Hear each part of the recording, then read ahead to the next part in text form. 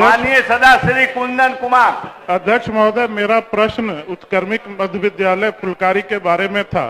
सरकार ने जवाब दिया है कि 3 अतिरिक्त वर्ग कक्ष निर्माण कराए जाने हेतु प्रस्ताव स्वीकृति के लिए भेजी गई है। तो मेरा 2 पूरक है कि यह प्रस्ताव कब तक स्वीकृत हो जाएगा और निर्माण कार्य कब तक शुरू हो जाएगा। इस दोनों का जवाब दें। माननीय सदस्य शिक्षा विभाग, माननीय मंत्री महोदय, वित्त वर्ष 23-24 में 3 अतिरिक्त कमरे का जो स्वीकृति के लिए भेजा गया है, तो 23-24 में हो जाएगा ना। तो अभी सिर्फ कब तक हो जाएगा? 23-24 तब तो घुस ही रहे ना नए वित्त वर्ष में। अध्यक्ष महोदय, जवाब में ही लिखा हुआ कि 8 क्लासरूम में 1200 छात्र छात्राएं, मतलब 150 छात्र छात्राएं एक क्लासरूम में। ये महत्वपूर्ण है, इसलिए मैंने पूछा।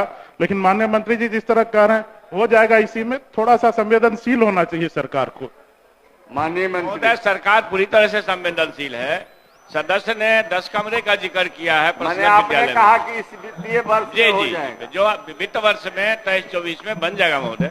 धन्यवाद। आप प्रश्न के और प्रश्नकर्ता के गंभीरता को देखते हुए इस वित्तीय वर्ष में निश्चित कार्रवाई करा दीजिए। महोदय, मेरा जो गांव है पिछड़ा, अति पिछड़ा, दलित और महादलित अल्पसंख्यक समुदाय के लोग यहाँ वास करते हैं।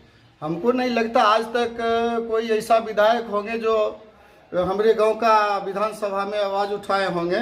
उत्क्रमित मध्य विद्यालय फुलकारी स्थान मुबारकपुर का जो मुद्दा उठाए, माननीय विधायक जी को मैं धन्यवाद देता हूं। अपने ग्राम की ओर से मैं आभार प्रकट करता हूं और चाहता हूं जो भी विद्यालय में जो भी समस्या था पठन पाठन को लेकर के, चाहे विद्यालय में भवन का निर्माण लेकर के, चाहे जो भी समस्या था, कुछ शौचालय संबंधित समस्याएं थी, तो मैंने विधायक जी को कई बार ने समस्या को रखा और कुछ ग्रामीण लोग भी रखे। मेरी आवाज़ को सुने, मेरे ग्राम की आवाज़ को सुने। विद्यालय आकर के विधायक जी ने जायजा लिया, देखा नहीं यहाँ की स्थिति बहुत दयनीय है।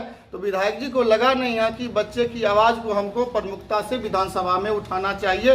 विधायक जी ने प्रमुखता से हमारे गांव की समस्याओं को विधानसभा के पटल पर रखे और अपनी मुखरता से आवाज़ को उठाए। इसके लिए माननीय विधायक जी को मैं बहुत आभार व्यक्त करता हूं, बहुत धन्यवाद देता हूं। नहीं, ऐसा कोई बात नहीं है। हम लोग फिर शिक्षा समिति से बात करेंगे। मैं शिक्षा समिति के सदस्य के रूप में विद्यालय में हूं।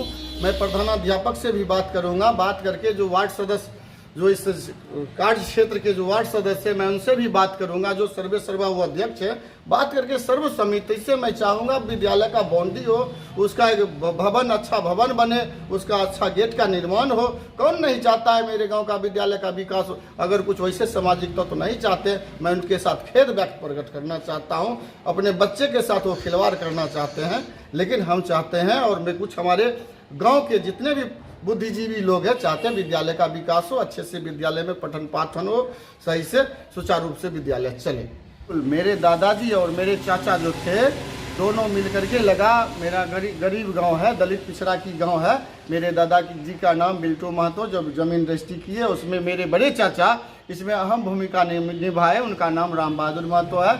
जो और मेरे चचेरे दादा राघव महतो, ये तीनों मिलकर के इसमें जमीन दान दिए स्कूल में, जो कि राघव महतो 3 कट्ठा जमीन दिए। उसके बाद बिल्टू महतो 7.5 कट्ठा जमीन दे करके विद्यालय का 1965 में ईस्वी में इसका स्थापना करवाए।